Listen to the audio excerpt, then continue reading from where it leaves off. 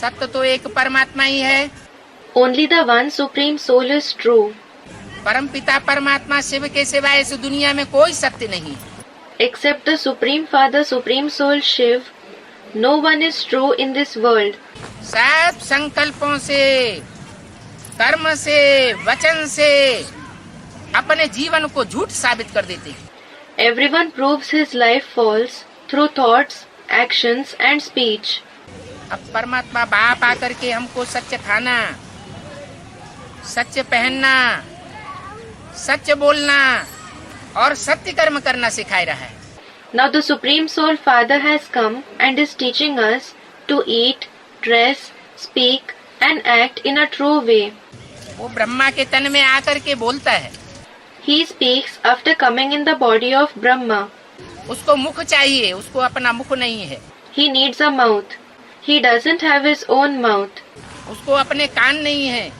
He has no ears of his own. इसलिए शास्त्रकारों ने कह दिया, बिनु पग चले सुने बिनु काना। This is why the writers of the scriptures have said, Binu pag chale sune binu kana, meaning, he walks without feet, hears without ears, कर बिनु कर्म करे विधि नाना।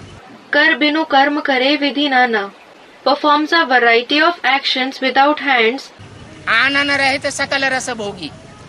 anana rahit sakal rasa bhogi, and enjoys all the tastes without having a mouth. लेकिन जब उनसे पूछा जाए कैसे, But if they are asked, how? कैसे सकल रस भोगी, How does he enjoy all the tastes? कैसे बिना आँखों के देखता है, How does he see without eyes? तो कहते हैं वो तो भगवान है, कुछ भी कर सकता है। Then they say, he is God, he can do anything. नहीं, No, भगवान आकर के अंधश्रद्धा नहीं सिखाता। God does not teach blind faith when he comes. वो तो सीधा सा हल दे रहा है He is giving a simple answer to this. कि जैसे भूत प्रेत आत्माएं प्रवेश कर जाती हैं, मैं भी प्रवेश करता हूँ। Just like the souls of ghosts and spirits enter, similarly, I too enter.